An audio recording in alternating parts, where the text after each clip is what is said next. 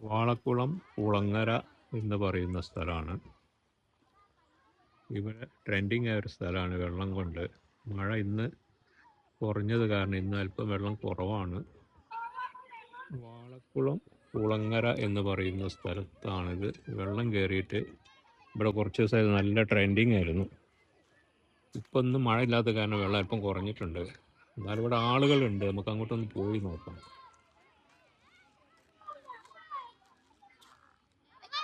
വൈകുന്നേരം 5 മണി കഴിഞ്ഞിട്ടുണ്ട്, അത് കാരണം ആളുകൾ കുറഞ്ഞിട്ടുണ്ട്. വാളക്കുളം കുളങ്ങര എന്ന് പറയുന്ന സ്ഥലമാണിത്.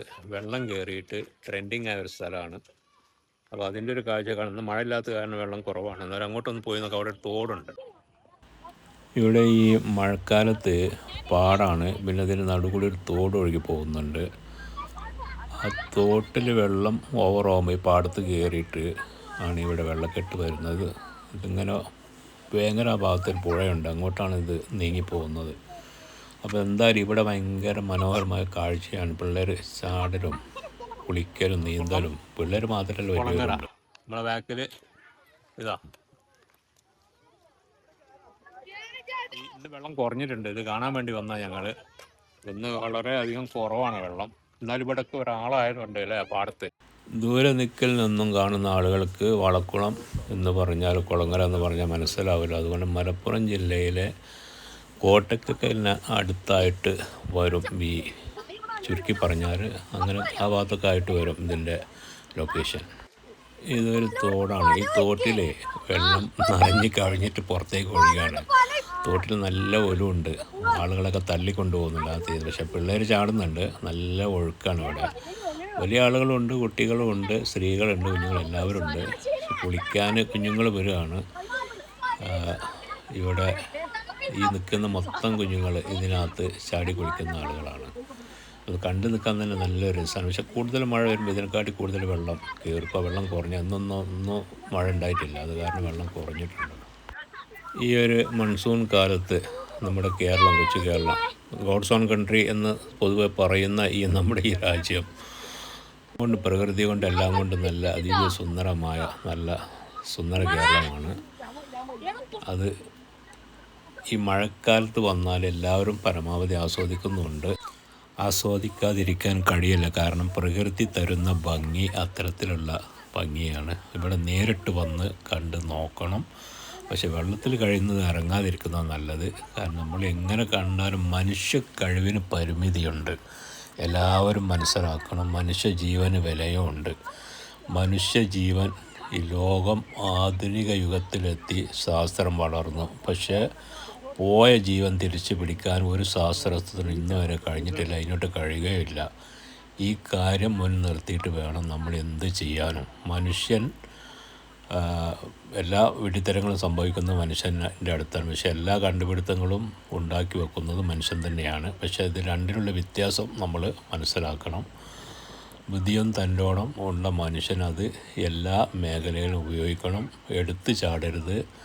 അപ്പുറത്ത് നമ്മൾ വഴി നടന്നു പോവുകയാണെങ്കിൽ തന്നെ വഴിയിൽ കുഴിയുണ്ടോ, കുണ്ടുണ്ടോ, മൃഗങ്ങളുണ്ടോ എന്നൊക്കെ നമ്മൾ ഇപ്പുറത്ത് തന്നെ കാണണം. എന്നിട്ട് വേണം നമ്മൾ നടക്കാൻ. ഒരു ഉദാഹരണം മാത്രം പറഞ്ഞാണ്. പല ഭാഗത്തു നിന്നും അപകടങ്ങളും മരണങ്ങളും നമ്മൾ കേട്ട് കഴിഞ്ഞു, ഇപ്പോഴും സംഭവിച്ചുകൊണ്ടേ ഇരിക്കുന്നു. ഇന്നലെ തിരൂരുള്ള 22 വയസ്സുള്ള ഒരു ചെറുക്കൻ ഇവിടെ ഏതൊരു ഡാമിൽ പോയിട്ട് മുങ്ങി മരിച്ചു എന്ന് പറയുന്നത് കേട്ടു. അങ്ങനെ പല സംഭവങ്ങളും ഇനിയും വരാനിരിക്കുന്നു. വരാതിരിക്കട്ടെ എന്ന് നമുക്ക് പ്രത്യാശിക്കാം.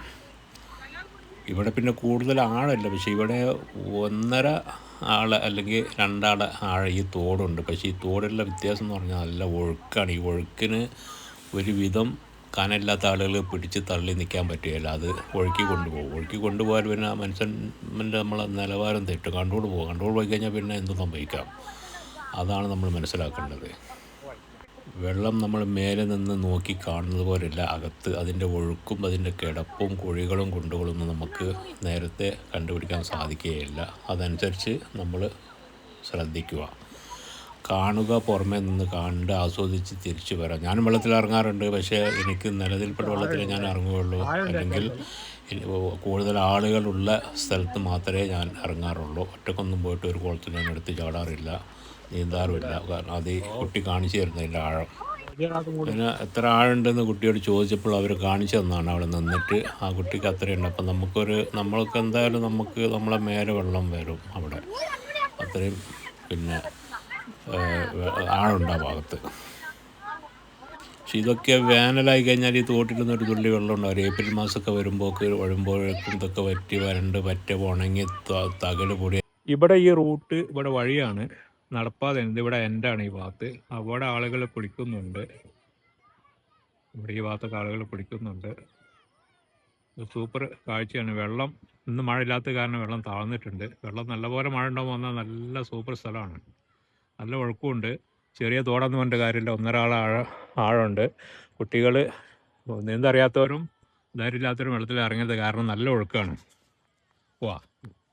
നിങ്ങൾ രണ്ടുപേരും ഇത് കാണാൻ വേണ്ടി വന്നാൽ നമ്മുടെ മുമ്പിൽ ഇവിടെ ഇഷ്ടമായൊരു കാഴ്ചയുണ്ട്. ഇത് കണ്ടോ? അപ്പോൾ ആ കര പുതുപ്പറമ്പാണ്. അപ്പം ഞാൻ പെൻഷൻ പറ്റിയ ആളാണ്, റിട്ടയർഡാണ്. ഇദ്ദേഹം എൻ്റെ സുഹൃത്താണ്. ഇദ്ദേഹം പെൻഷൻ പറ്റിയില്ല, അദ്ദേഹം ചോട്ടാമോട്ട ജോലിക്കൊക്കെ പോകും.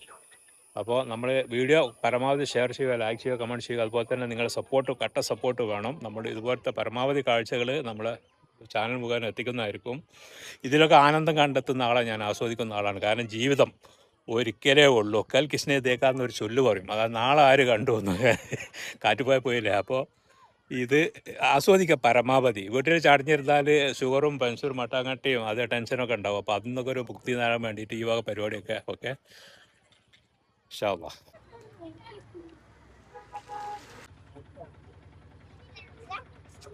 ഇത് നമ്മൾ അക്കരമലയായിരുന്നു. നമ്മളിപ്പോൾ ഇക്കരമലയ്ക്ക് വന്നിട്ടുണ്ട്. ഇവിടെ വെള്ളം ഒഴുകി പോകുന്നത് കാണും. നിറച്ച് പബ്ലിക്കാണ്.